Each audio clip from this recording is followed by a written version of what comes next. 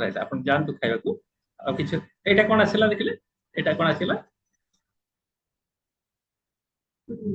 हैं ए लाइन टा कोन स्क्रीन देखा जाउनी आपण विजिबल होचंदी बस आज्ञा स्क्रीन देखा जाउनी आपण देखा जाउचंदी वॉइस भी क्लियरली आसुछ हम पाऊ okay right voice is Audible yes yes sir सब Yes, ठीक sir, अछि it is audible. हां वॉइस ऑडिबल होचे आपण भी देखा जाउचंदी किंतु स्क्रीन टा देखा जाउनी जोडा आपनकर ये टॉपिक टा टॉपिक टा सब कहिबी आज्ञा राइट बट मु तो एथिरे किछ पावर पॉइंट किछ प्रेजेंटेशन मो नाही okay are you asking about PowerPoint presentation or what yes sir we are asking that I do not have PowerPoint presentations, but I will discuss right about the topics. sure sir no problem Right. So thank you. Janto lunch ko ashi jibe. Okay. Okay. Today is the first class, yes sir and for 10 days I will be taking this class. I will cover the 5 units. We'll move unit wise of banking and insurance law, right? And we'll cover the 5 units within 10 days of your scheduled programs, right? How many students are there in these systems on online? Presently, how many you have joined? Is it audible? showing only seven showing, but we don't know how many students are taking this subject. Okay, now only 7, right? Yes. You are all working, or you are only attending the classes itself? No, sir. I am working professional. I'm just schedule my some time for class, and then Right. I will just work my official work. Where you are working? I am working in IT company at Delhi. Okay, and, right, yes. right. Yeah. Why did I ask? During my last year class, I found one student from UAE. He was also taking this online class on this. Okay. Okay. Will you start now? Yes, sure. Right. The topic is about today. Unit 1 is what is bank, right? How the concept of bank is emerged, and how do we interact with our banks on different activities, right? Banking systems initially was under unstructured manner, right? Initially, banks are start on with unstructured manners. Mainly, the banks activities, whatever activities banks the bank's activities were performs usually performed by the money lenders initially, right? Or the goldsmith. They were providing the banking facilities or banking activities primarily under unstructured manner. Then banking concept has turned to the structured manner. In structured manner, we have different commercial banks, cooperative banks, RRBs, and foreign banks, and private sector banks. These are all banks playing in the structure manners, right? RBI is the central bank in our countries, regulate all the banking function in our country, right? Reserve Bank of India is the central bank of India, which regulate all these banks. Whatever banks we have, commercial banks, cooperative banks, rural banks, these all banks are regulated by Reserve Bank of India. Commercial bank consists of scheduled and non-scheduled banks. In commercial banks, we have scheduled banks and unscheduled banks. What are the commercial banks? In commercial banks, we have public sector bank and also private sector banks, right? These are all commercial banks doing commercial business, having a profit motives. The banks, those who are having profit motives, are commercial banks. They are doing commercial transactions. Reserve Bank of India is not a commercial banks. It's a central bank, regulatory banks in the apex, controlling all these commercial activities of public sector and private sector banks, right? As I have told you that commercial banks are having scheduled and non-scheduled banks. Then what is scheduled banks? The banks, those who are coming under section Schedule 2 of RBI Act 1934 are scheduled banks. And those banks are not coming under Schedule 2 of Reserve Bank Act 1934 are unscheduled banks, right? They are debarred. Yes, they are debarred from getting any benefits from the Reserve Bank of India, but they are under control of the Reserve Bank of India, right? The banks in India has to operate in India itself. RBI only gives license to the banks. The banks should carry out their business in India itself. Primarily the head office of the bank, all the banks should be in India. Otherwise, the bank will not get registrations or license from the Reserve Bank of India. The bank's paid up capitals and reserve of an amount agreed values not less than 5 lakhs initially. The paid up capitals of all the banks initially should more than 5 lakhs, but now it has changed. The minimum requirement of capital required to function a bank in India is 100 crores. Until and unless the share capital of bank is not having 100 crores, the RBI will not give license, right? The scheduled banks are under direct credit control of the Reserve Bank of India. The banks, those who are scheduled banks, maybe the commercial bank, public sector bank or private sector bank, those who are scheduled, these are not, these are called as commercial banks. They are under the direct credit control of the Reserve Bank of India. Means, what is the credit systems? They can borrow funds when required from Reserve Bank of India, and RBI will give credit to this commercial bank, those who are coming under scheduled categories or Schedule 2 of RBI Act 1934, right? And these scheduled banks are eligible to borrow and rediscount facilities from RBI.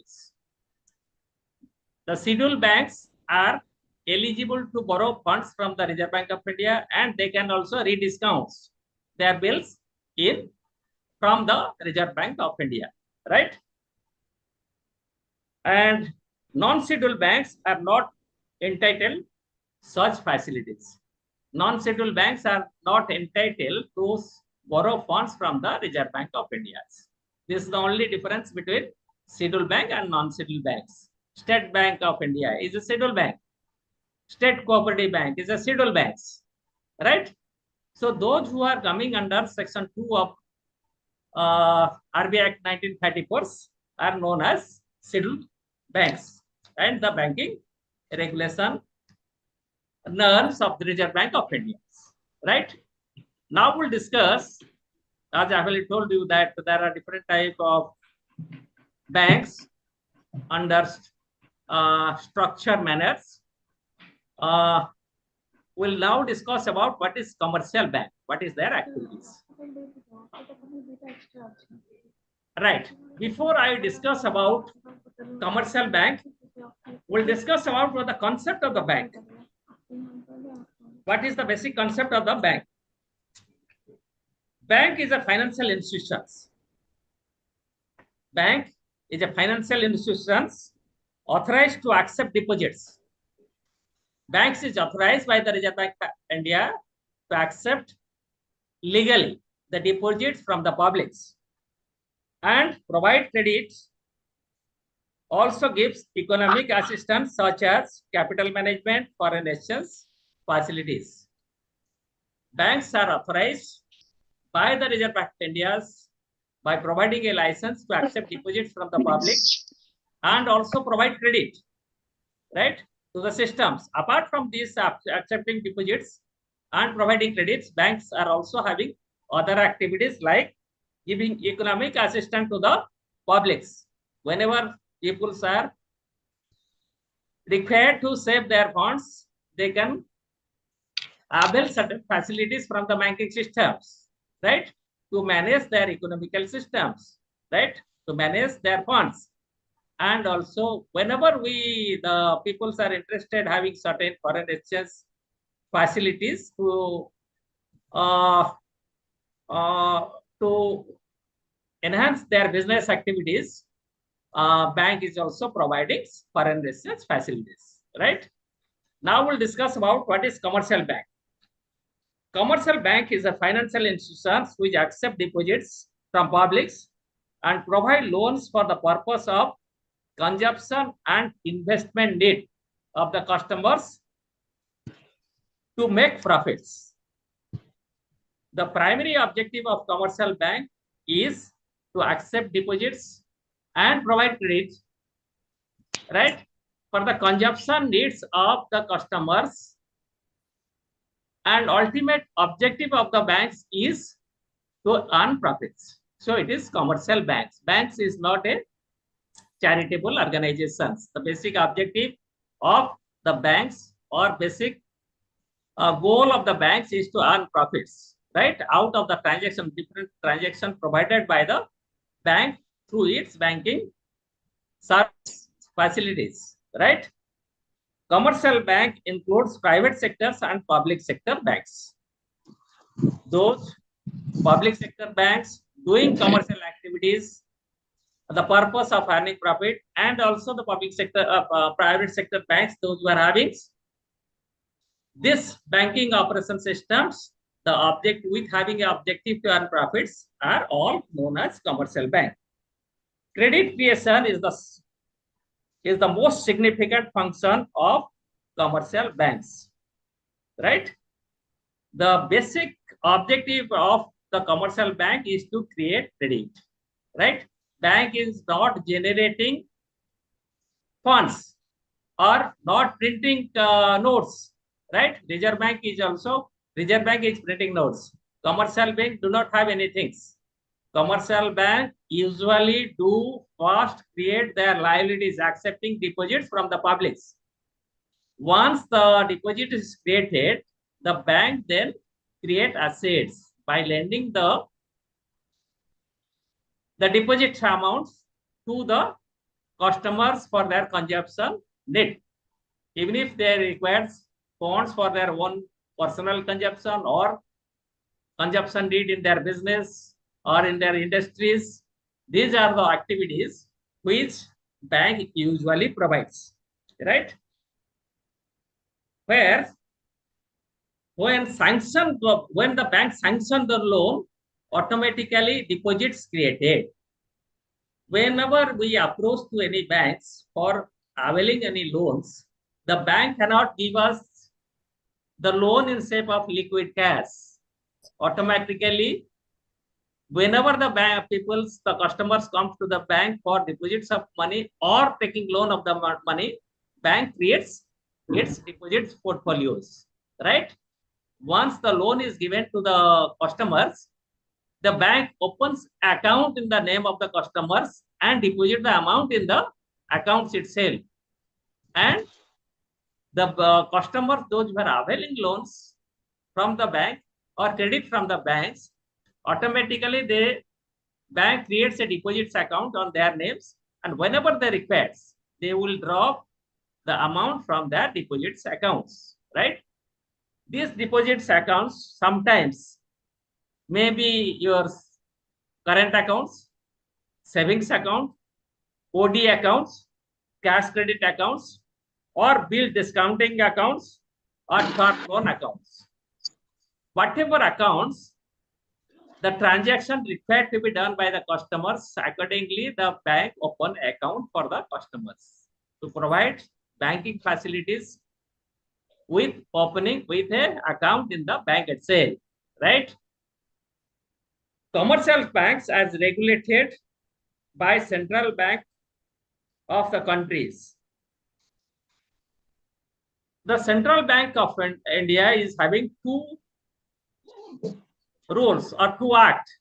One is Reserve Bank of India Act 1934. Another is Banking Regulation Act 1949. These are the two rules to be followed or control the commercial activities of the commercial banks by the Reserve Bank of India, right?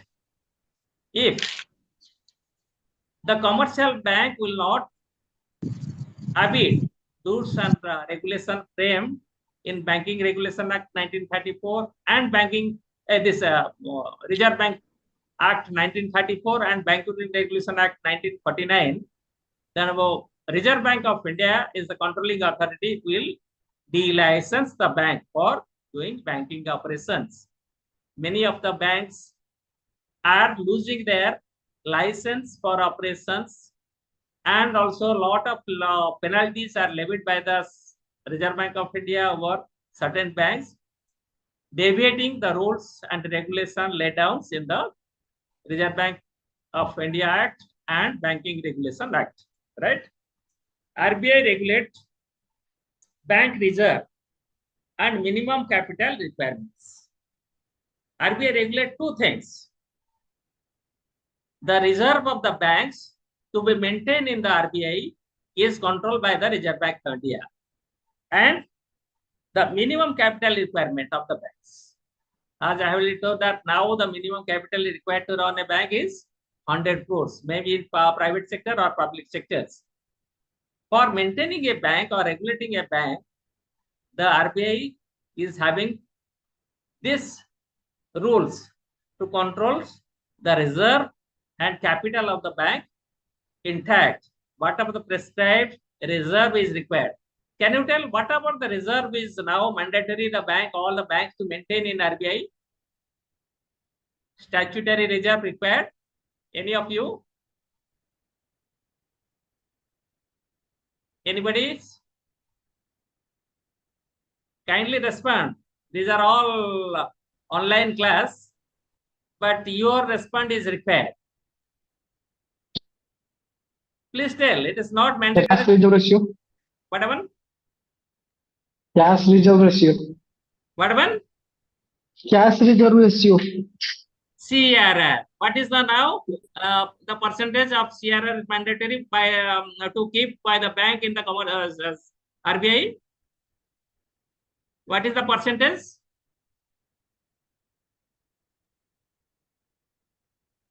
What is 25%. the cash reserve ratio? 25%, sir, I think, yes. No. Now CRR is required 10%. 4.5%. CRR is unchanged, and it depends on the monetary policy of the bank to control the liquidities. CRR is now required 4.5. Another statutory reserve is required. Can you tell what is it? You are Mr. Asutosh. Are you Asutosh speaking? Sir, Now, what else? Well, CRR you have told. Another reserve is required to be maintained. What is that? sorry, sir, I cannot recall that. Another is two reserve is statutory to be maintained in Reserve Bank India within 14 days, fortnightly. 14 दिन भीतर दरकार means Friday till 14th day Friday भीतर maintain करा रहता है. One is CRR, cash reserve ratio is 4.5. Now another is statutory liquidity ratio, SLR. It is 18% now. Once banks accept deposit of 100 rupees, it is statutory to keep this out of 100 rupees. The deposit in RBI to be maintained on CRR 4.5 and SLR 18%. Means total is 22.5% to be maintained in Reserve Bank India. Bank cannot touch out of that within this fortnight. At the end of from one Friday to next 14 days Friday, the balance to be maintained 22.5% to be maintained in RBI out of 100 rupees. So rest is remain how much? Once you have kept 22.5 rupees in RBI, how much left for your operation, credit operation? You have only left in the bank 77.5 rupees. Right? Am I correct? Is it audible? Yes, or sir. what? Yes, sir. Yes, sir. Right. Means bank has to do credit business on 77.5 rupees to earn profits for giving statutory obligation to the depositor of 100 rupees. 100 rupees. So whatever the rate of interest of deposit of 100 rupees, bank has to pay investing only 77.5 rupees in the market. And the bank has to pay not only the interest of the customers or depositors, bank has to earn for themselves, to earn profits, right? Whatever the accepted deposits rate, the bank has to give to the customers and to earn for themselves to remain on profit segments. So these are all statutory things we'll discuss in details, right? So commercial banks provide core banking services such as deposits, loans, payment systems. The main job of the commercial bank is accept deposits, provide loans, and make certain payment systems through core banking system. Now, as you know that all banking systems nowadays not required to go to the bank. You can able to do on online, even if for your deposits, you can make it, your deposits can be done through ATMs and other things. You can or transfer of money through online, and you can avail loans online also, and you can transfer your fund from one place to another through net bankings, right? There are a lot of core banking system like NEFT, RTGS must be doing in everyday life, right? It's very easy. It is not required to go to the bank. Remaining in your house, you can start with this business, right? Accepting money on various type of deposits, lending money by OD and OD overdrafts and loans with secured and unsecured manners. So what are the things we are doing? The bank is doing accepting deposits and providing lending money to the publics. The basic objective of the banks are to earn profits out of its commercial activities, right? Why profit is required? Because bank is not able to generate any funds out of its bank cannot print. Whatever the incremental returns bank gets out of its expenditures and earnings, the whatever remains, that is the profit. Can you explain what is the definition of profit? Anybody from your those who are there online, what is profit and why it is required?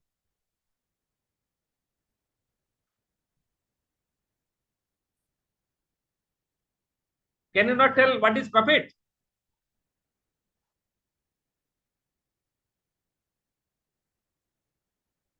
Nobody can respond? Yes, please. It's an easy question. What is profit?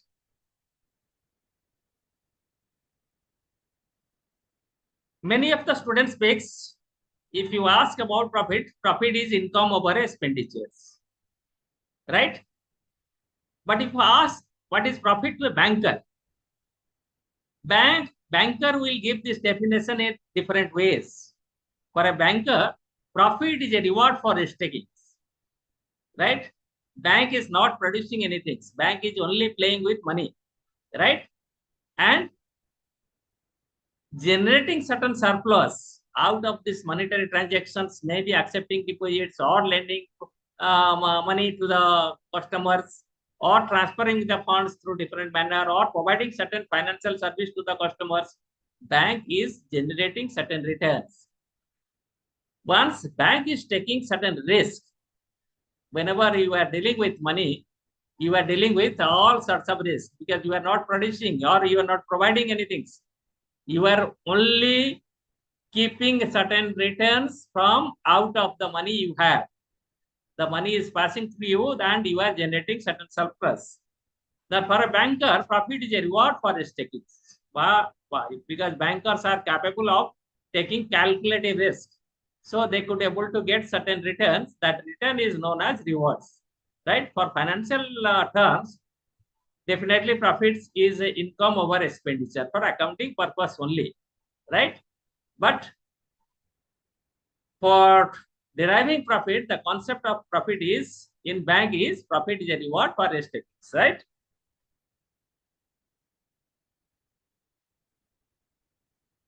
Bank is having its funds out of his own source. Banks is having certain funds out of his own source. What is its funds, source of funds? If you look to the balance sheet, liability side of balance sheet of the bank, you will see that bank must be having certain share capitals and certain reserve and surplus. Share capital plus reserve and surplus are the own fund of the banks. So this is the own fund of the banks coming on the liability side of the bank, creating the funds for lending, creating certain asset for the banks or lending the funds to the customers. Once the banks will give loans and advance to the publics, only create asset out of the liabilities created by the banks itself. And banks also depend, apart from its own funds, bank also depends upon the borrowings. Banks cannot do only the business out of the own funds available because whatever one funds banks is having, banks are doing much more business than their own funds. Banks is having its own funds like share capital and reserve and surplus and deposits from the publics, the total, and apart from that, also borrowing from Reserve Bank of India and other commercial banks. Whatever the things comes out of that, banks could able to generate certain asset for the banks or provides loans and advance.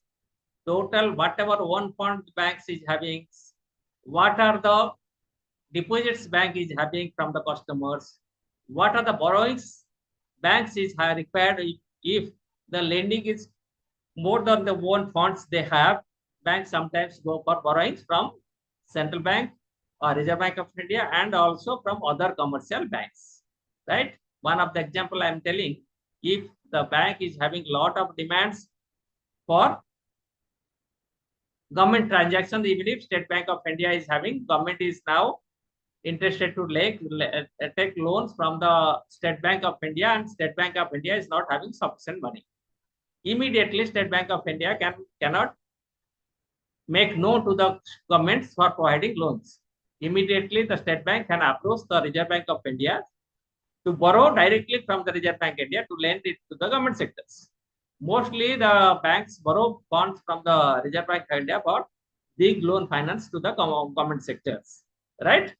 So these are all about commercial banks, right? And banks is having obligation whenever the depositor wants their funds, bank is liable to give the funds to the depositors. Bank cannot tell, I do not have sufficient money, I cannot pay your this amount to the systems. So whenever bank is doing on certain things, as I have told, the bank has to maintain the statutory requirement of the Reserve Bank of India. What are the statutory requirements? Whatever the deposit banks accept from the depositors or customers, the bank has to maintain certain reserve in the Reserve Bank of India to check the liquidity or to make balance on the liquidity of the commercial banks. Once the bank will not maintain the liquidity, the bank will put certain troubles to maintain its to provide the funds whenever required to its customers.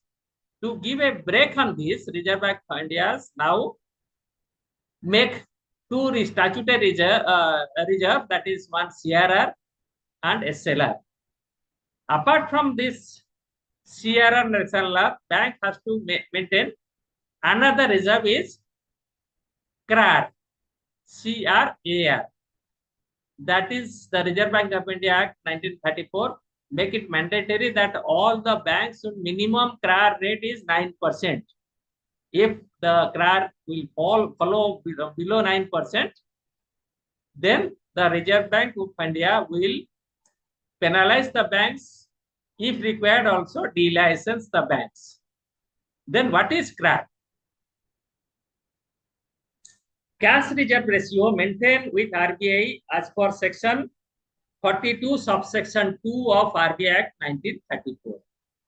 The RBI is having certain rules under section 42 subsection 2 of RBI Act 1934 to maintain cash reserve ratio of 4.5 in the Reserve Bank of India mandatorily, right?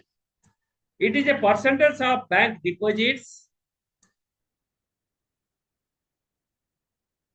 in the form of statutory reserve in the Reserve Bank of India. So what is its?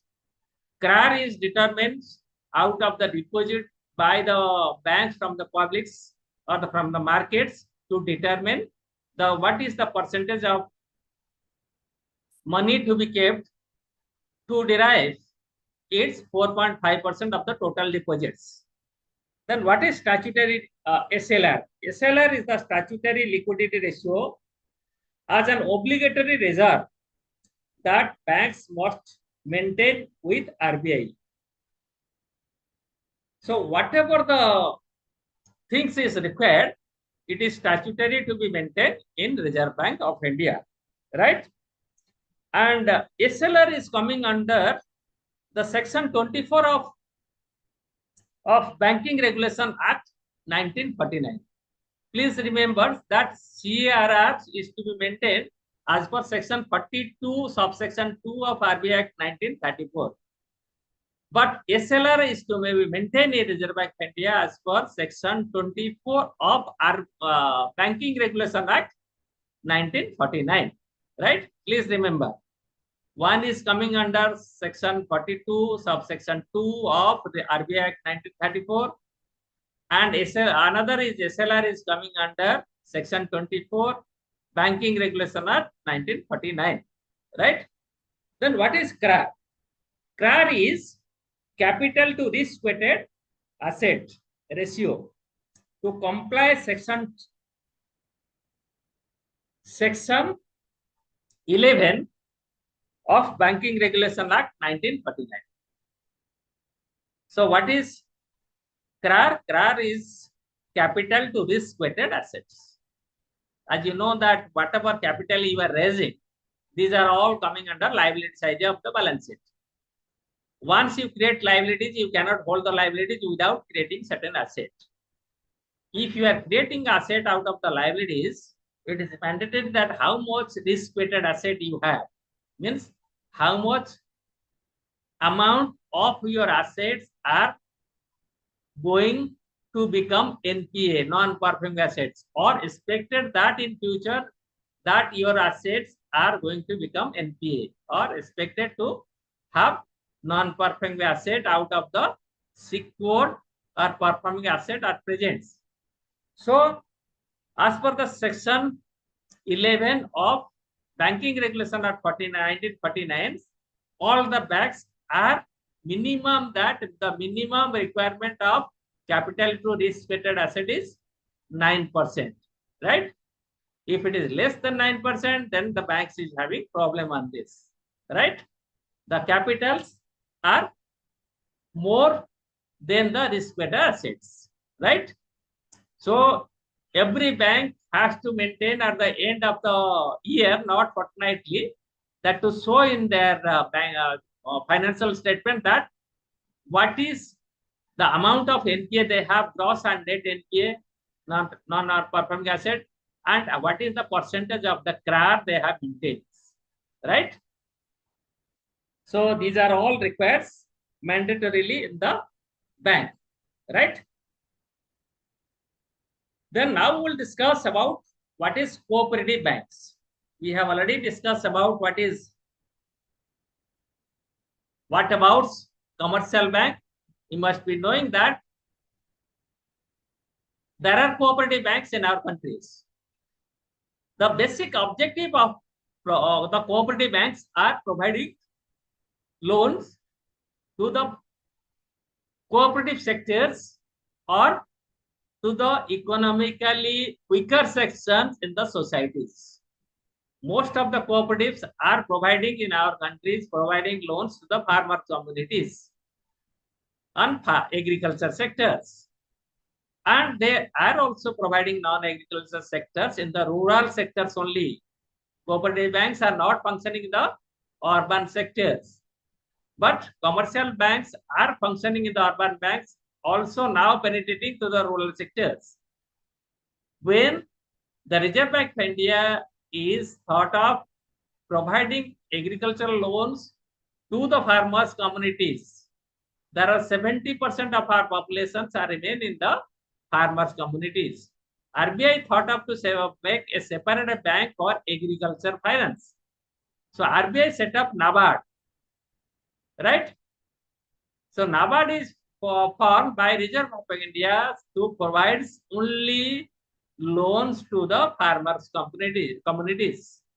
NABARD directly never gives loan to the farmers. NABARD provides loans to the different cooperative banks in the state levels, and state levels cooperative banks provides loans to the district level state cooperative banks, and district level cooperative banks provide loans to the primary agriculture societies in the village or grassroots levels, where the farmers are the member of the societies and avail credit facilities to maintain their agriculture activities, right? Cooperative banks only provides credit to the farmers community or rural sector peoples in our countries. There are 30 state cooperative banks. NABARD is the apex unit. Apart from NABARD, there are 30 state cooperative banks all over our country. Every state is having one state cooperative bank. Money comes from NABARD to the state cooperative banks, and every state is having number of district central cooperative banks are providing finance to the farmers in the district levels, right? So DCCBs are there, and the DCCBs or district cooperative central cooperative banks are not also providing loans to the farmers directly. They are placed in the district level, and they provide financial assistance to the primary agriculture society or PACs in every villages. So PACs get funds from the district central cooperative, respective districts and cooperative in the districts, and primary cooperative societies are provide loans to their members at grassroots levels for agriculture operations or short-term credit cooperative structure. The STCC, short-term agriculture credit systems, is coming under this three-tier system in cooperative systems. Apex in the state level is state cooperative bank, district level DCCBs, and in the grassroots level PACs. In our state, we have one state cooperative bank, 17 DCCB, district and cooperative banks, operating in undivided districts of our state. Maybe one DCCB controlling 3 districts, covering 3 districts finance. So even if we have 30 districts, but we have 17 DCCB, District Central Cooperative Bank, in operation in our state to control entire this agriculture loans activities over our state, right? Maybe one DCCB controlling 2 to 3 states, right?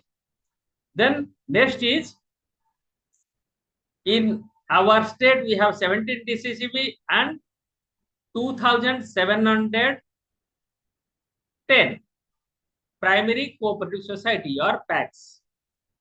Earlier we are having 2,710 PACs providing credit facility to 50 lakhs farmers families in our state. But now these primary cooperative societies are increased to 4,200 somethings. Now 1,500 some PACs are open, right? In different new areas to provide credit to the farmers community in the concerned districts. So presently in our state we have 4,200 somewhat PACs. But if you look to these national levels, in our country we have around 1 lakh primary cooperative societies remaining in the activities of providing finance to the farmers communities, because 70% of our populations depends upon agriculture activities or agriculture business, right? So now is the time to discuss what is cooperative bank. Cooperative banks are originated with the enactment of the Cooperative Credit Society Act 1904. So with an enactment of Cooperative Credit Society Act 1904, right, 1904, the act created the cooperative societies, right, or cooperative banks, right? The act provided for establishment of credit societies for financing agriculture farmers. So this Cooperative Credit Society Act 1904 is framed and providing direction for formation of primary agriculture society at grassroots level. For providing, the basic objective is provide loans to the farmers, those who are debarred from availing loan from the commercial banks because they are not acceptable. They do not have any authorities. They do not have collateral securities. They do not have any linkage to risk to the commercial banks because of their poverty, weakness, and not lack of knowledge. See, if the farmer is having knowledge itself, they can avail or loans from every aspect. They cannot depend upon the rural sectors only. The Cooperative Credit Society Act 1912. The Cooperative Credit Society Act 1912 provided for the establishment of central cooperative banks by a union of primary cooperative societies at the district levels. In the districts, we have number of primary cooperative societies, those were formulated as per Cooperative Society Act 1904. But Cooperative Society Act 1912 united certain union of certain PACs, created a central cooperative bank at the district levels to look after their business activities at the grassroots level. So undivided Odisha is having 17 DCCB.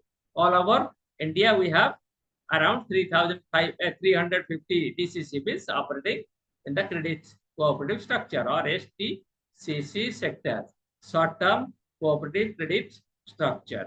Right? Why it is short terms? The loan is given for a crop season only. So this is only a short-term credit structure or STCC, short-term cooperative credit structure. It's not, the loan is not given for the long period to come. The loan is usually given for a period of the maximum period of 1 year, right? Till the next harvesting year, right? Once the people will harvest their crop, they can sell it and repay the loans they have availed from the bank.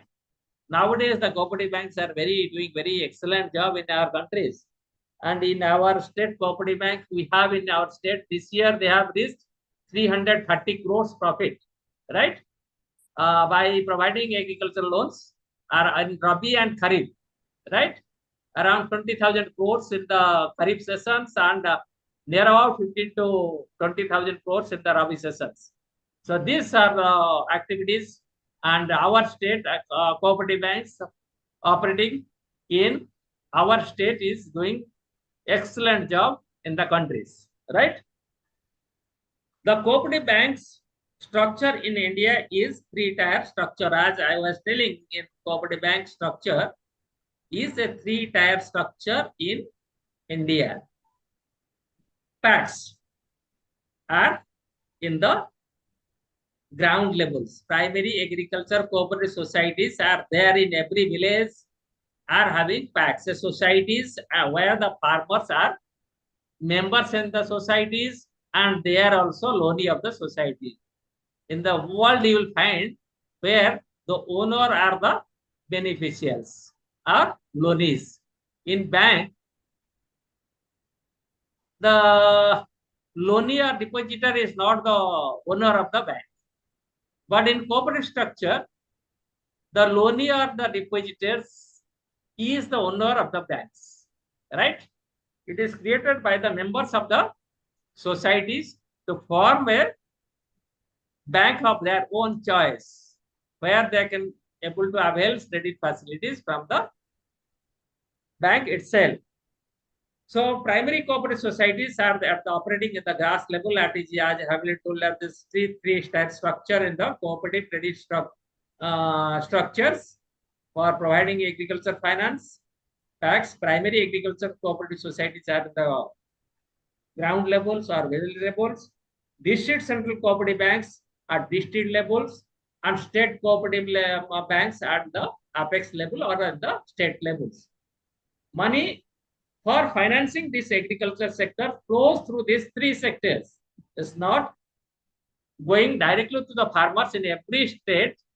The money flows to the state cooperative bank, to the DCCB to the farmer, primary cooperative societies, and primary cooperative societies are providing loans to the members of its society in the particular village or areas.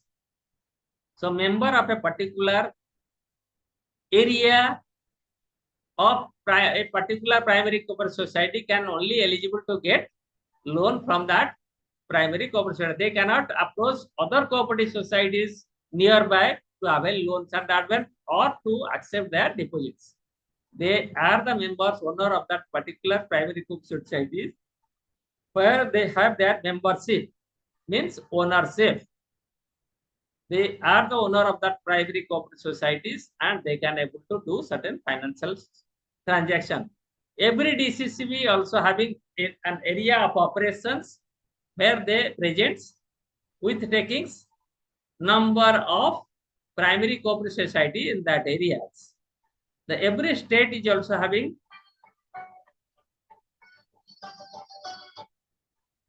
madam. Hello. Judge.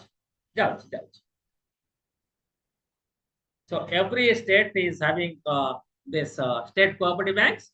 They are controlling the respective DCCB in the states. Thank you today. Right, we'll meet tomorrow. Right? Yes. Is it audible? Yes. Yes, sir. Right. How do you feel today, class? Is it acceptable? Yes, sir. Nice, sir. Right. It is required to make you knowledgeable because the concept is you should have sufficient banking knowledge for operation. Thank you very much. Right. See you tomorrow. Thank you, sir. Thank you, sir.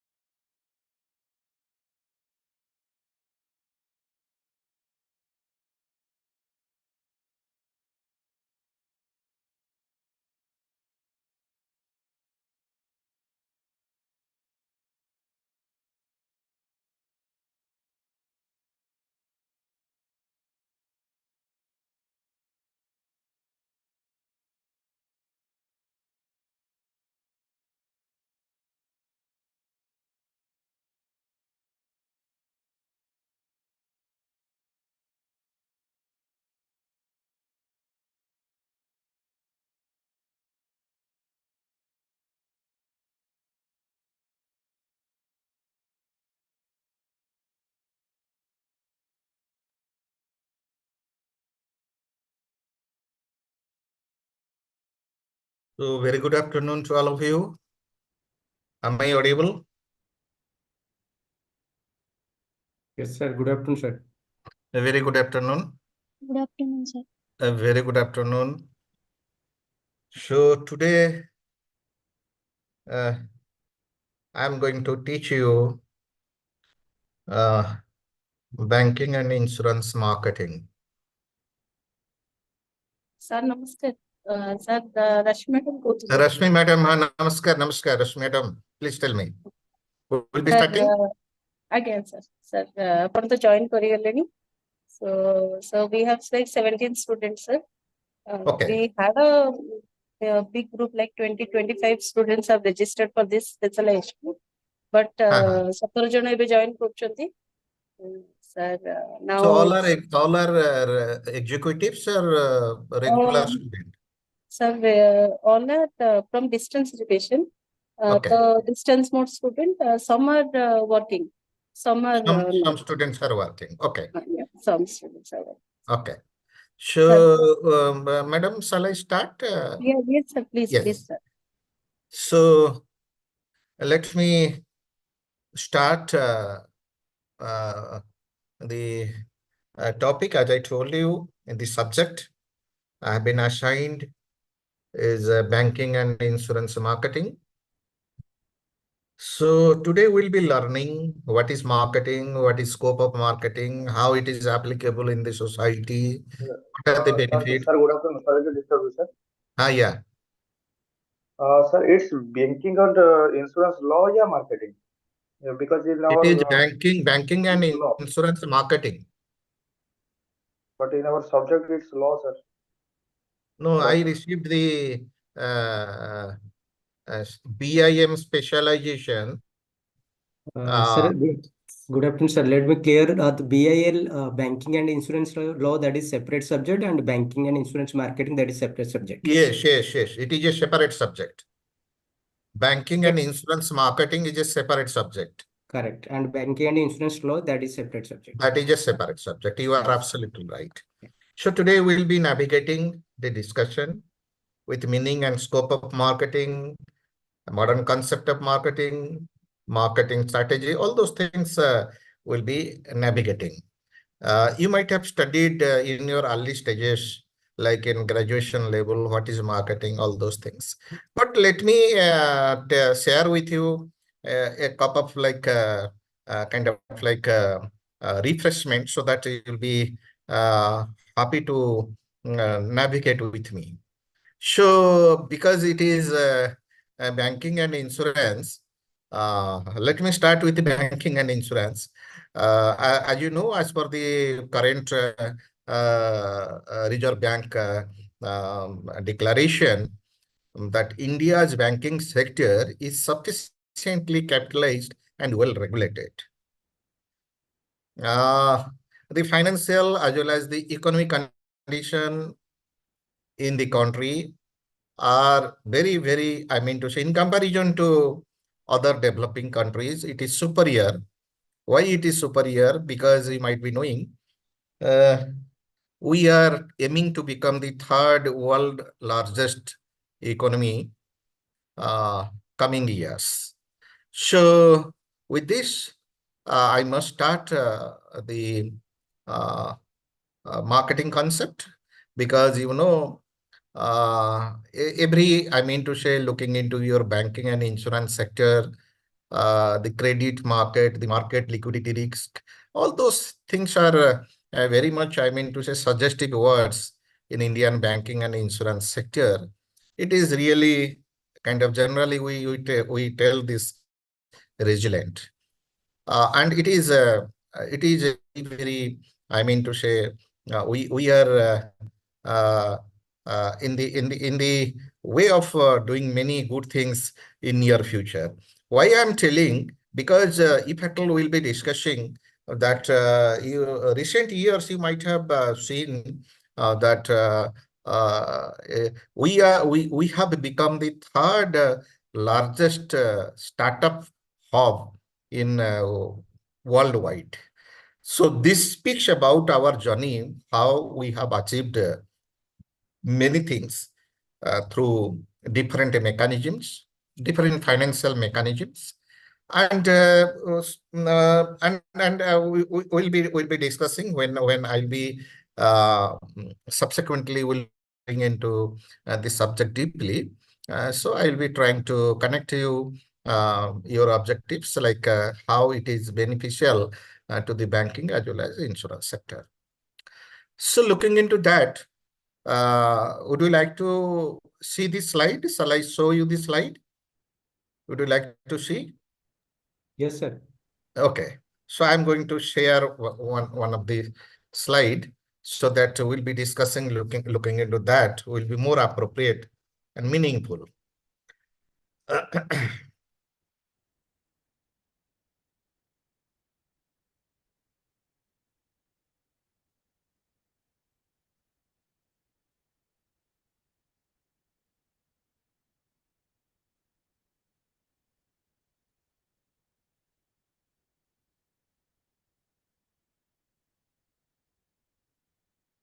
So is it visible?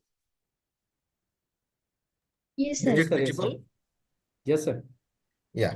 So today we'll be learning the most important aspects of marketing. And before entering into marketing, let me share a few, I mean to say, very emerging example before you. We are talking about marketing. Now, marketing has converted into different digitized tools. It is not confined with just consumption within the periphery of production and consumption. It is beyond that. Without marketing, a country cannot grow. Without marketing, the consumption cannot be taken place. Without marketing, we cannot raise our reserve ratio systems. And even if without marketing, we cannot move ahead towards achieving our national objectives. So looking into that, if I'll be sharing with you that modern marketing is somehow playing with many new terms. Is like content marketing, social media marketing, including your search engine optimization is another marketing objective strategy. And apart from that, we have influencer marketing, and apart from that, we have video marketing. We have who is talking? Please mute your mic. I request all participants to mute your mic. Pankajini Swai, you please mute your mic. Yeah. Sorry, sir. Sorry, sir. Sorry, sir. Please. Now. And you must be knowing mobile marketing is there. And one more new thing has been developed by this time is customer experience optimization. It is in the hands of the customer. Apart from that, we are AR, VR, augmented reality and virtual reality experience has come to the different sector. So what I mean to tell you, marketing management conducts all managerial tasks. It is not a layman subject.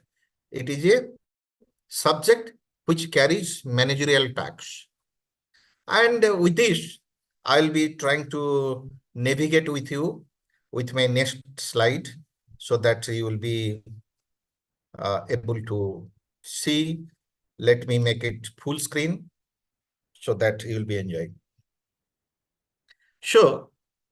Marketing management conducts all managerial tasks, as I told you, in the marketing field. For what the managerial task is going to be imposed? It is going to be imposed to identify the market opportunities and develop appropriate strategies for successfully taking advantage of those opportunities. So now, marketing, doing market or selling a product or getting customer, it is not now a layman subject. Earlier, it was a layman subject. It needs a strategic approach to establish your product and services, to know about the customer, to know about the market, and to know about your growth. So marketing management is a managerial task nowadays. And as I told you, you remember always, marketing is both a science and an art. Art means, you remember, art means to do, science means to know. What to do? You have to perform in the market. Market is a field, you have to perform. How you will perform? You will perform with product, services, its benefits, right? Price competitiveness and availability. These are your performance. But how it becomes a science? It becomes a science. It is a science because you have to know. As I told you, science stands for know. So you are going to know about customer preference, about customer likings, about customer attitude, about the market conditions, about different environmental factors, about the technological changes, about the economical changes, about the political changes. All those factors, they are influencing marketing strategy. And when we are planning for doing marketing, it requires to understand about product, price, promotion, and place. Those 4 elements are known as marketing pillars. These are one pillars. Without product, we cannot do anything. Without pricing a product scientifically, we cannot get revenue. If at all our product will not be promoted, we may not be accepted widely in the market. And if the product is not going to be placed in a proper, I mean to say, suitably, then the product may not be accepted, may not be available in the market for further consumption. So we need to address the issues, how marketing plans, policies, and procedures are carried out. So for that, I told you, marketing is a combination of arts and science. Why it is a combination of science and arts? Because you see, marketing starts with an individual and marketing ends with the smiling of that individual. So selling a product may be an art, but getting information about the level of satisfaction is a science. You have to study the psychological aspects. Study psychology is a science. So when we are talking about product, price, promotion, and place, let me tell you a single line about product, price, promotion, and place. What is a product? Product is full of attributes, utilities, which has got capacity to satisfy the needs and wants of the customers. That means, what is a product? Then again, if at all we'll be asking, product is nothing which can be tangible, which cannot be tangible also. If at all it is not tangible, it will be converted as a service. If it is tangible, so it is a product. So the attribute, the feature of product is tangible, if at all we are talking about product. And product having 3 peripheries. A product having 3 peripheries. How will you establish a product? A product having 3 peripheries. 3 portions are there of a product. One is core part. Second is tangible. Third is augmented. There are 3 portions of a product. So when you are talking about core product, let me tell you an example. Suppose you are suffering from fever. You will go to a doctor, or you are suffering from cough. You will go to a doctor. Doctor will prescribe you a cough syrup. So the liquid inside the bottle you are getting that is known as the core part of that product. That portion is quite consumable. It is definitely to consume, to use the liquid part of that product. Cough syrup, I am telling about cough syrup. You are suffering from cough. You will go to a doctor, doctor will write a cough syrup. So the liquid you are getting, that is the core part of the product. What is the tangible part? The holder or the container of that product is known as tangible part of the product. That means the entire product is being available within the container is known as tangible part of the product. For example, television, the cabinet you are seeing outside of the panel is the tangible part of the product. So the core part of the product is supposed to be laying within the tangible part of the product. Then what is augmented part of the product? Augmented part of the product may be, for example, I am telling to you, cough syrup. In the cough syrup, you are getting one label. In that label, company information is there, manufacturing date is there, manufacturing batch number is there, marketeer's name is there, and composition is there, as well as other information has been transferred by the manufacturer, by the marketeer to the doctor or to the patient. It is free of cost, we are thinking, but it is the cost involved within the product design. For example, warranty, guarantee, what you are getting, suppose you are purchasing a TV, the warranty, 2 years warranty, guarantee, installation free, all those things are coming under augmented part of the product. When a person is purchasing a product, the manufacturer, the marketeer very much taking care of core part of the product, as well as tangible part of the product, as well as the augmented part of the product. If these three can be mixed properly, then the product can be given a complete cycle. A complete product could be developed for consumption. So product is nothing. Suppose somebody will ask you, what is a product? Very simple answer you are supposed to give. Product is nothing, but it is bundle. It is a bundle. It is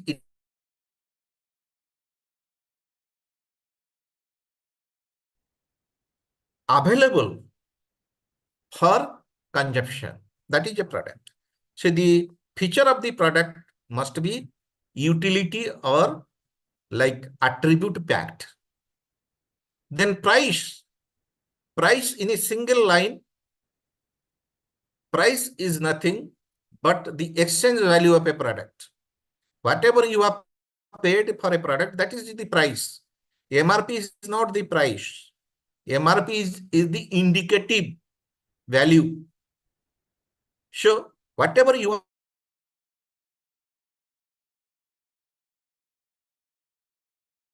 that 95 rupees will become the price for that product. And promotion, I'm telling you a very, I mean to say, a very simple answer to promotion. Promotion, you remember that equation, when 2 plus 2 is becoming 5, it is promotion. When 2 plus 2 is becoming 4, it is sales. That means for manufacturing a product, if you need 2 rupees for manufacturing a particular product, suppose you are manufacturing pen, we are manufacturing pen, ball pen. The manufacturing cost is 2 rupees. And we have added per unit salary cost, rent, electricity, profit, and everything we have added. And we found that if at all the MRP will be 4 rupees, then this could be sold. So we are not in loss. We are not at loss if at all we are selling the product with 4 rupees. But Promotion is something extra. That means it is a tool being used by the marketeer in many forms. Advertising is a part of that. Advertising, demonstration, personal relationship, all those things, they plays a very crucial role for promotion. So anything we are getting, I mean to say, extra profit from the market, extra revenue from the market by implementing any tools, any strategy is known as promotion. And places distribution, nowadays distribution plays a very, very important role. Because nowadays everything the customers, they wish, they need that all the products must be available at the doorstep of their, I mean to say, living place. That is why nowadays many e-commerce companies, they are doing quite good amount of business because the consumer preferences, attitude, and purchase habits has already been shifted. They need that the distribution must be very, very conducive, must be very, very conducive. I mean to say, as they need, on that basis, the distribution will be taking place. So for that, we need a marketing plan, policies, and procedures that require to be developed. Then second is, nowadays marketing management is known as scientific management, scientific marketing management. Why? Because you see, consumer gives three things that cannot be returned back to him or her. Time, money, and effort. These are three elements. Consumer is going to give time for purchasing a particular product. And money will be paid by the customer.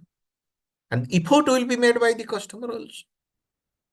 So, these are the resources is going to be given by the consumers to the, I mean to say, marketer or manufacturer. So, this is a management discipline. Marketing is a management discipline, and it involves planning, organizing, directing, coordinating, managing to facilitate the transfer of ownership of goods or services from supplier to buyer without any problem, hassle-free. If there will be some problem, then at the end of the day, the customer will become unhappy. I told you in the beginning, marketing starts with an individual, ends with the smiling of that individual. If that individual is not happy enough, then the marketing is not very much successful. And the sustainability of marketing approach will be very less. And as you know very well, that this analysis, planning, implementation, and control of the program is being designed by the marketer to create, build, and maintain beneficial exchanges with target buyers to achieve organizational objectives. The organizational objective is to targeted customers, targeted buyers. Here I will tell you an example. You might be knowing the difference between customer and consumer. Another term has come, client. Who is a customer? Who is a consumer? Who can tell me? What is the difference between customer and consumer? You can unmute and tell me. Anybody? What is the difference between customer and consumer? Anybody? Good afternoon, sir. I am Very good Animesh. afternoon. Animesh, please tell me. Sir, customer is someone who buys the product and consumer is someone who uses that product. Okay. Then who is your client?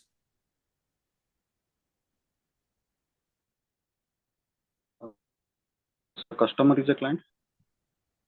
Consumer cannot become a client. Here I am Maybe. going.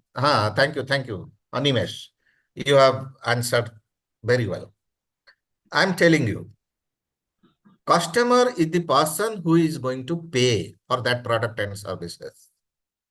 Consumer is the person who consumes that product and services. Father is purchasing a shirt for a son. So father became the customer and son became the consumer.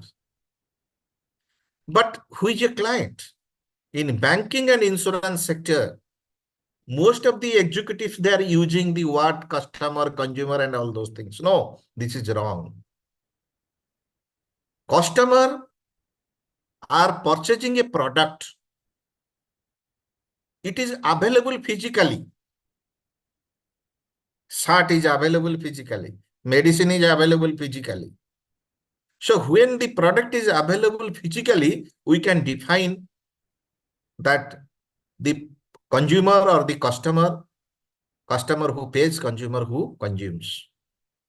But where the products are not available, I mean to say, it is available in service term, then to whom you are selling? For example, you are selling a banking product or insurance product to a person.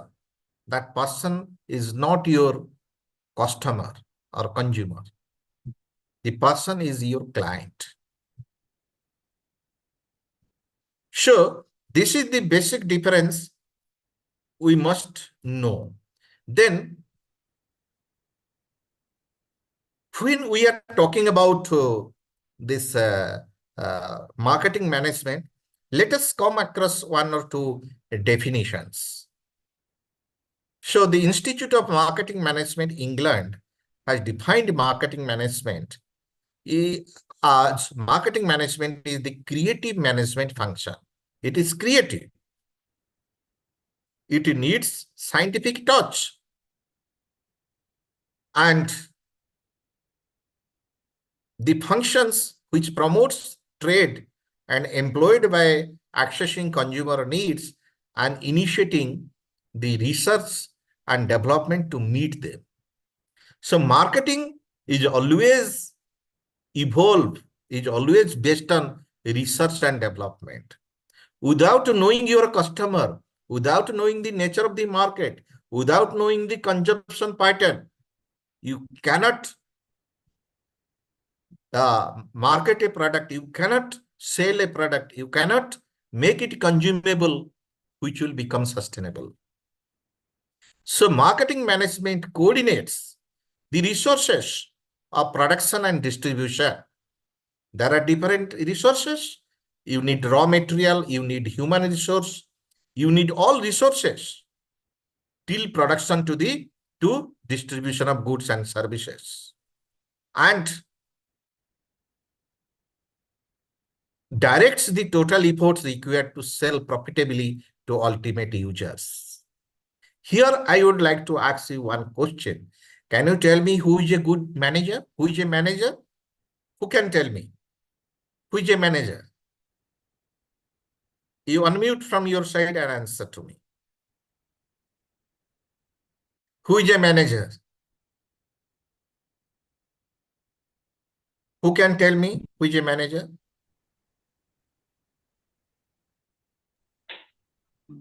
Yes, sir. Animesh. Animesh, Sir, manager is someone who manages the what you can say that the company, and he is liable for all the do's and the don'ts. Okay. Okay, Animesh. I will give you a very, very precise and meaningful definition of a manager. I hope you will remember it forever. Manager is a person who converts unutilized resources into useful resources within the organization is known as a good manager, is known as a manager. So a manager must have capacity, capability, understanding, skill, managerial skill to convert unutilized resources into useful resources within the organization. Means, what are the resources? Human is a resource, time is a resource, raw material is a resource. So all those resources, if at all a manager is going to calculate and going to convert unutilized resource, I mean to say the resources are being idle, right? Your machinery is a resource. Your factory is a resource. That must be utilized. 3 shifts. Why factories are being engaged in 3 shifts? Because machinery, why they will be kept idle? They should be utilized. More raw material, if at all very judiciously, it will be used. Then raw material, I mean to say, can be used properly. And looking into market demand. So a manager is a person who has got ability and skill to convert unutilized resources into useful resources. He is a good manager. Then Philip Kotler says, marketing management is an art and science of choosing target markets. I told you, it is a combination of art and science from the beginning. And Philip Kotler is telling, marketing management is the art of science and choosing target markets and building profitable relationship with them. The relationship between the market and the company must be profitable one. So how profit will be calculated in terms of money? No, that is not the only objective of the organization. To understand the customer, to keep them alert, to keep them in your folder, to cater in time, to manage their difficulties, then only you are going to establish a profitable relationship with them. So if a customer is going to become pleased with your product and services, that customer may recommend your product or services to other customers. If you fail to manage customers, then the customer will become unhappy. In the beginning, I told you, marketing starts with an individual, ends with the smiling of that individual. If you are unable to satisfy by selling a banking product or an insurance product successfully, and the customer is not very much happy with the features of the product and services, then customer will never express his or her, I mean to say, experience or kind of like satisfaction before you. So if you need to get the customers engaged in your marketing process, you have to go for analysis, you have to go for planning, you have to go for implementing, you are supposed to control, because you see all those managerial techniques is very much covers the goods, services, ideas, and goal. Those are very, very important to render, I mean to say, satisfaction to the customers they have involved with you. And I will be telling you that marketing management involved in demand management and building profitable customer relationships. This is directly or indirectly marketing management. It has a desired level of demand, I mean to say, must be created by using the tools. if there is no demand or adequate demand or irregular demand or too much demand, then the marketing management must find the ways to deal with these different demands, demands states or demand affairs. And when we are talking about building profitable customer relationship, I told you, a company, organization is going to provide product and services to earn some revenue, profit. So, to attract new customers and create greater transaction, companies are very much, interested to retain their current customers. And they are very, very interested to establish a long-lasting relationship with the customer. That is why nowadays, many companies, they need the customer's telephone number and name. Now, data is an asset for everyone, for every company. Starting from a infrastructure company to a multinational company, we need to keep the data of the customers. So, everybody they are interested because customer data is very, very important, not only for them, they will be selling those data with a huge price. You cannot, you are ignore about that. You cannot even if imagine the cost of yours. And marketing management philosophies, I'll be telling you that there are 5 alternative concepts under which the organization conduct their marketing activities. One is production concept, one is product concept, one is selling concept, one is marketing concept, one is societal marketing concepts. These are the marketing, overall strategy and philosophy of each and every organization. So let us understand one by one. What is production concept? So production concept is the philosophy that consumers will favor products and are available and highly affordable. That management should therefore focus on improving production and distribution efficiency. You see, where product plays a very important role, where you are consuming anything, we are consuming anything, is being administered by medication. You need, I told you, a product having a core value. So the product concept plays a very important role where the focus area of consumption is only product.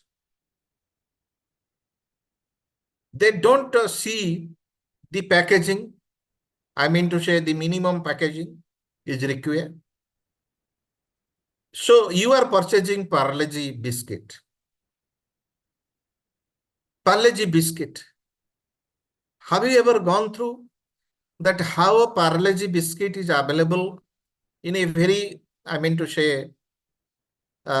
a very affordable and very low price biscuit in the market? Have you gone through the family pack of Parle-G? Once you just make a survey, the product concept is something different than other concept.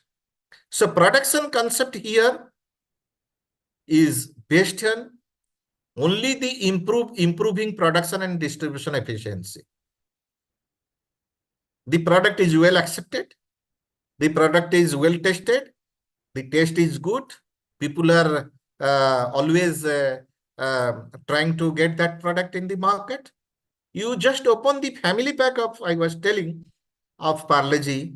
It is just like a very ordinary paper wrapping system, because they don't want to invest more on inner packing, because it will cost, again, it will attract cost.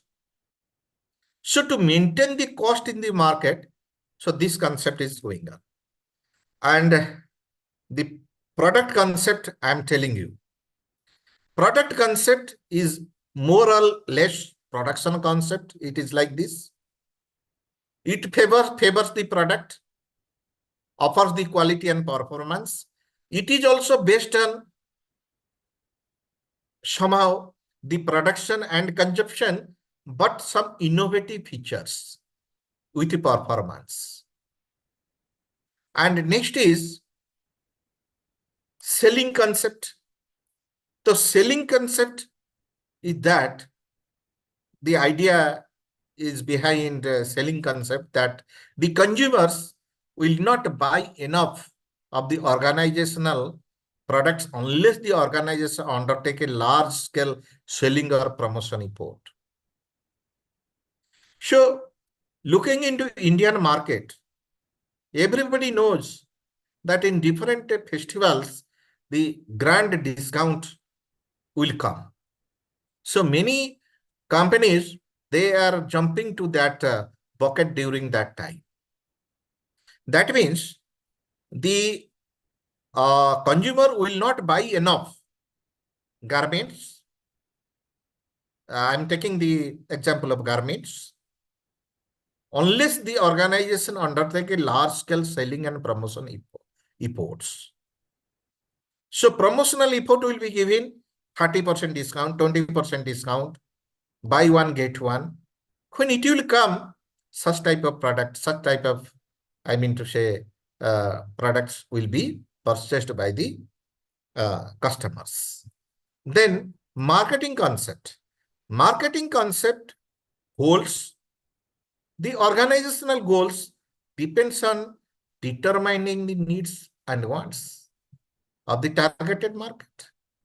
Because it is not like the companies, those are engaged in marketing, I mean to say marketing their product successfully, they are very much interested to get the desired satisfaction from the customers by supplying the, or by selling the, by marketing the goods and services very efficiently and effectively. And there is a competitive scenario always. Competitors are there. They are located in the market. So marketing concept is always scientific. It runs throughout the year.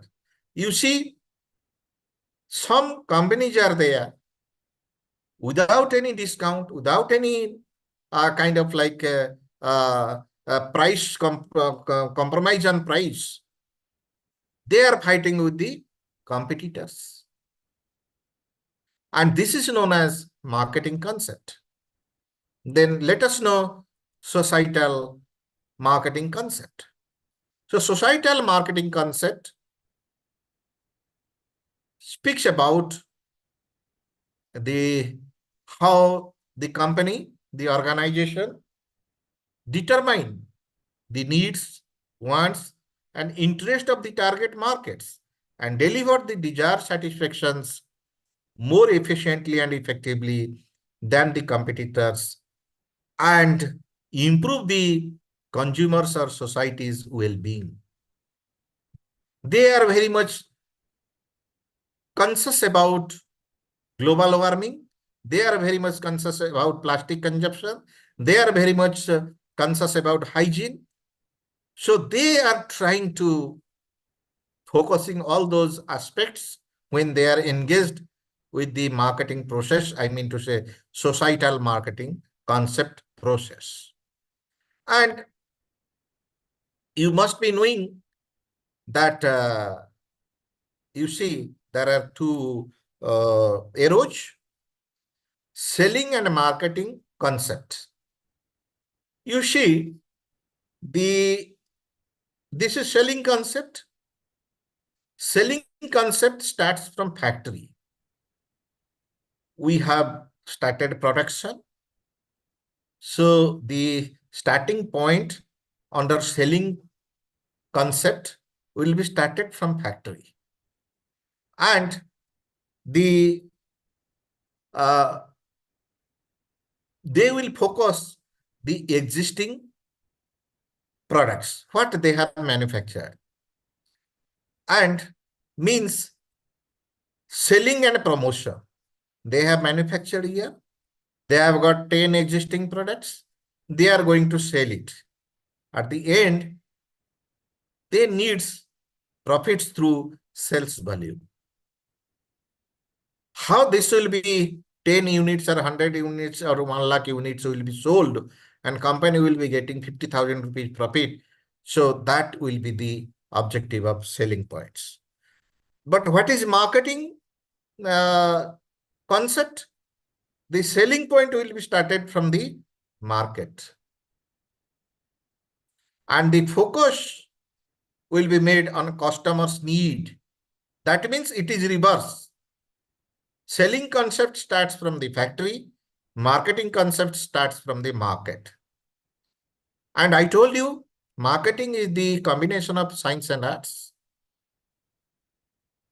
Arts means to do, to perform, to make a platform for consumption.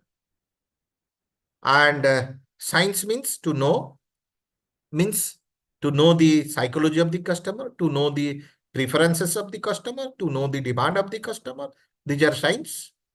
So here under marketing concept, the starting point is market and the focus is consumer needs, and means is integrated marketing. The need to involve different channel members, different dealers, different retailers, different communication system, different promotional strategies. These are known as the integrated marketing. Then they expect profit through customer satisfaction, not through sales volume. So here in marketing, it is more scientific and is selling. It is just like from factory to the market. So there are 3 considerations underlying societal marketing. Because we are concerned about societal marketing. We need society. Society means human welfare. We need company. Company needs profit. We need consumers. Consumer needs want or satisfaction. So these are the concept 3 elements of societal, I mean to say underlying elements of societal marketing. Then you know very well that the marketing challenges nowadays in this modern century, modern era, the growth of non-profit marketing, the information technology boom, rapid globalization, the changing world economy, the call for more ethics and social responsibility. So the nature of marketing is to create utility by developing managerial functions. You need human activity, because here I would like to tell you what is the difference between source and resource. Then in a better manner, you can understand the modern marketing system. Who can tell me what is the difference between source and resource? Who can tell me? Please unmute and tell me. What is the difference between source and resource?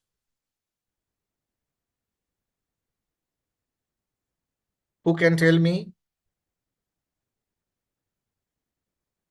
Please tell me the difference between source and resource.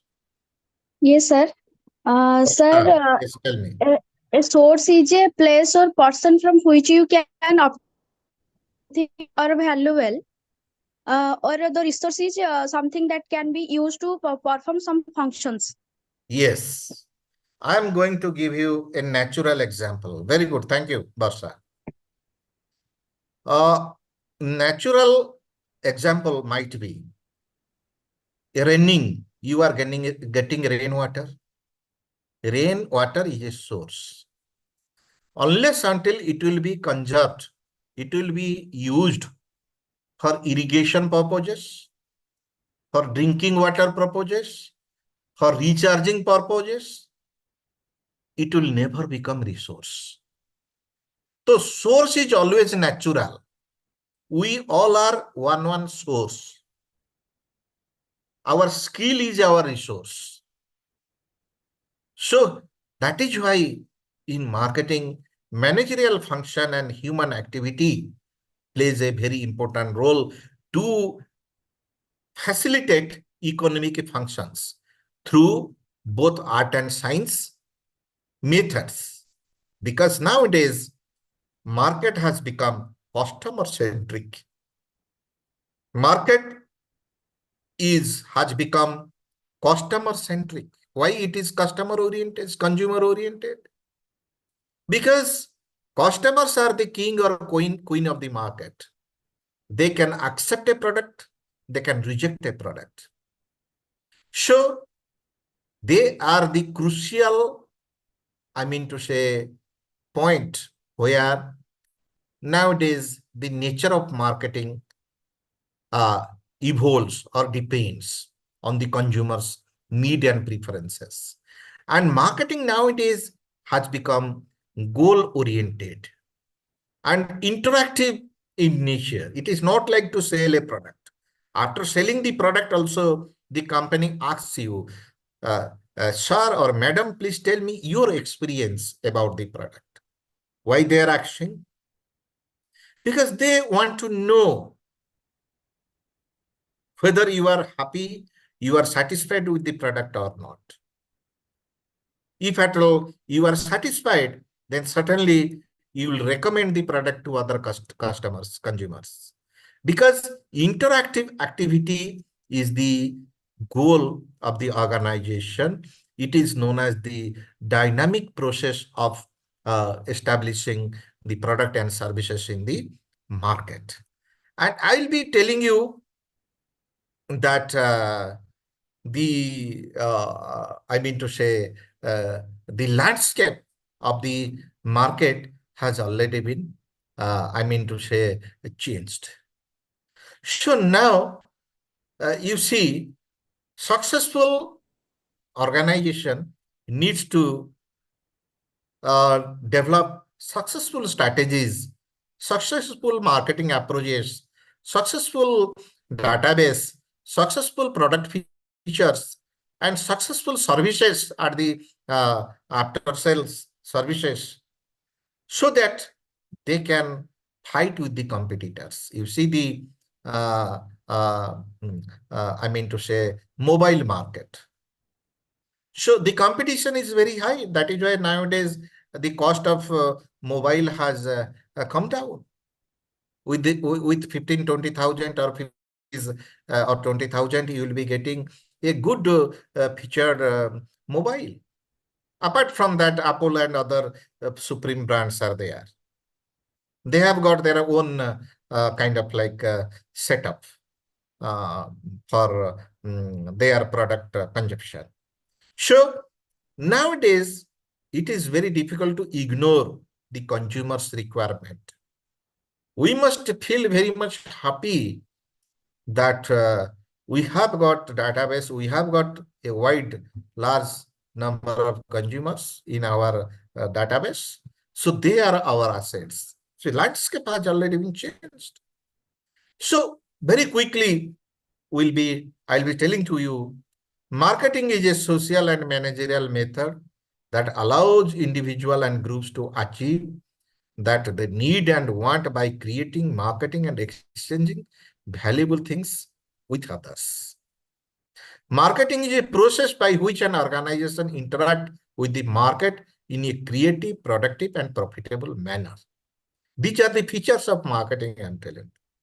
Definition, you can derive definition from here also. Marketing is a profitable art of creating and satisfying customers. Marketing is a process of delivering the appropriate goods and services to the right people in the right place at the right time at the right price through effective communication and promotion. This is the best definition of marketing. And marketing is a phenomenon, is a situation resulting from the demand of mass production and increasing spending by the customers. So the practice of marketing is very much, I mean to say, based on the conduct of business operation that controls the flow of product and services.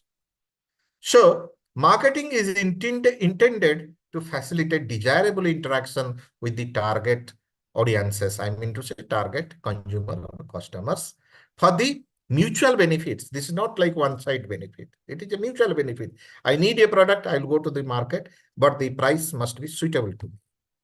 And marketing is the activities are concerned with the demand stimulating and demand fulfilling efforts of the enterprise. That means I'm telling the definition of marketing in my own language. Marketing is a process to identify the needs and wants of the customers and to develop the product and services accordingly to cater them at right time, at right place, with the right price also. Cost must be right. This is marketing. And marketing is very much, I mean to say, based on plan, promote, and distribution, all those activities to satisfy the potential customers' demand. So let us understand the difference between needs, wants, and demand. Who can tell me the difference between need, wants, and demands? Who can tell me? What is the difference? You see, marketing starts with the human needs and wants. People need food, air, water, clothing, shelter to survive. These are their needs.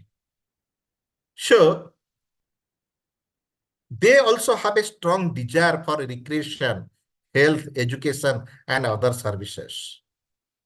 So these are the wants. So people require food, clothing, safety, belonging, esteem, few others for survival is their need.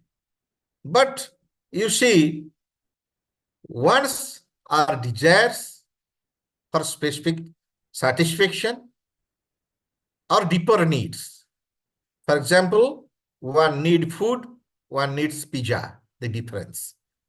Food is generic, pizza is deeper needs. Clothing and a Raymond cloth, difference is there. So, looking into that, we must know the difference between value, cost, and satisfaction very quickly. I am telling to you. Value refers to the perceived benefits of a consumer, of a customer, received from a product or services. You see, by your experience, when you will be purchasing a product, at the end of the day, you will value, maybe knowingly or unknowingly. Suppose today, the price of gold is rising. Suppose few days back, you have purchased one ring, gold ring, by paying 10,000 rupees. Now you might have become very happy. The price has increased. Now the product value has increased. So it based on the need or circumstances, how you are going to rate it functionally, right? And cost is always a kind of monetary or non-monetary kind of like sacrifices that customer always gives to the company. So at the end of the day, the customer must feel very much easy Not a customer should not come under stress. Then only the customer will become happy. And the satisfaction, as I told you, the marketing starts with an individual and ends with the smiling of that individual. Smiling says satisfaction. Sure, customer satisfaction is influenced by various factors: product quality, reliability, customer service, other benefits. So needs represent the basic human necessities and wants are desires for specific product. And demand is always created by the third party, by the company, by seeing your money, by seeing your purse, by seeing your trends, by seeing your expectation. They are creating new products, new features, new things, and they are offering to you, and you are spending on that. So thank you very much. I think I'll stop here. So next we'll navigate our marketing boat tomorrow by this time, 3 to 4. And I hope we all will again enter into deeper of the marketing, to say subject. And I'll be trying to give you emerging examples. With examples, we'll be moving. And in between, I'll be asking some questions. I hope you all will be participating and you will be answering my question as and when I will be asking. Thank you very much. Thank you very much. Yes, sir. Yes, sir. Thank you. Okay. Rashmi, madam.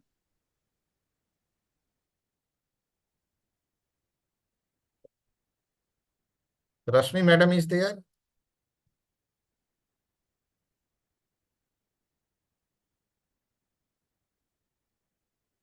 So now I am leaving, and tomorrow by this time 3 p.m. again we will be meeting. Thank you very much, my dear students, friends, and again we will be meeting tomorrow. Thank you very much. Thank you.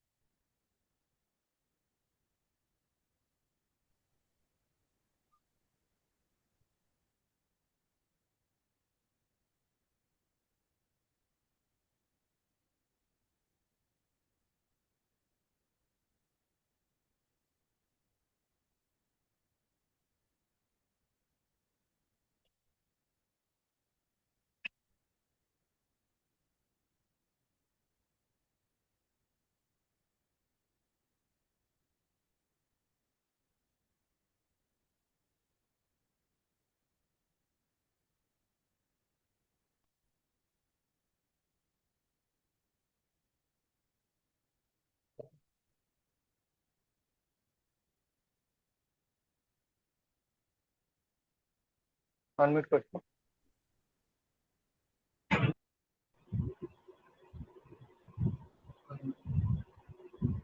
ପିଲାମାନେ ଆମେ ଅଡିବଲ୍ ଶୁଭୁଛି ତମମାନଙ୍କୁ?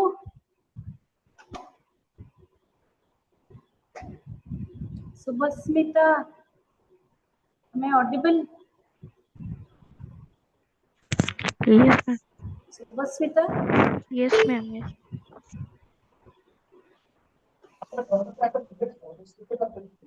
Hello, hello. ଆମେ ଅଡିବଲ୍?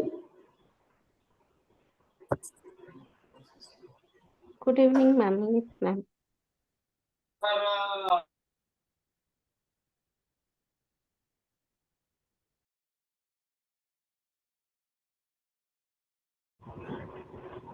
Hello, hello. हाँ okay okay okay we'll start give me 2 minutes. Let's join others and then we will start.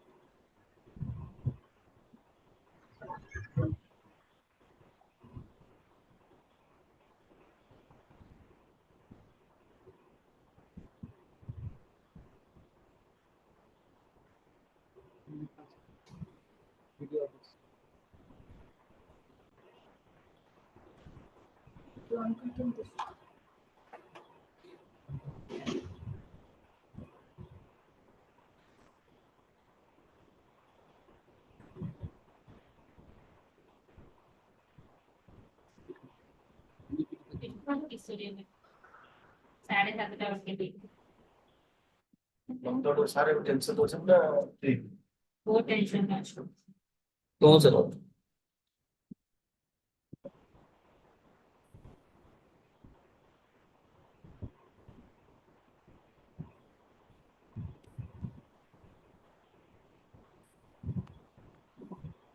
Okay, then how many students are there?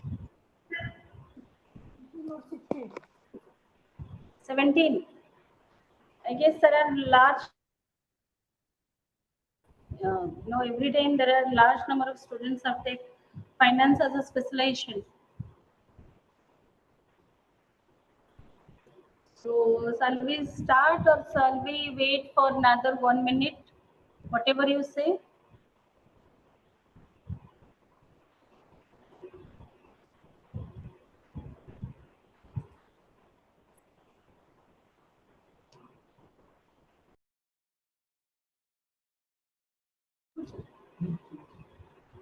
पिल्लंको voice mute करचो. Okay. Shall we start? Am I audible clearly? Yes, ma'am. Am I audible ପିଲାମାନେ ତମମାନଙ୍କୁ ଶୁଭୁଛି? Yes, ma'am. Okay, okay. So we need to start and not wasting the time, we will start. Okay, MM specialization. Okay, so this is your finance specialization, and as per your timetable, what we already shared with all of you, we have 3 specializations. One is FMI, another one is called MBFS, and third one is called your SAPM. Out of these 3, if you see financial institution market and financial services are quite a similar, sharing topics. Where financial institution is talking about the different market and different institutions present in India as a financial system, in a financial system. Same way, while talking about the financial, SAPM paper.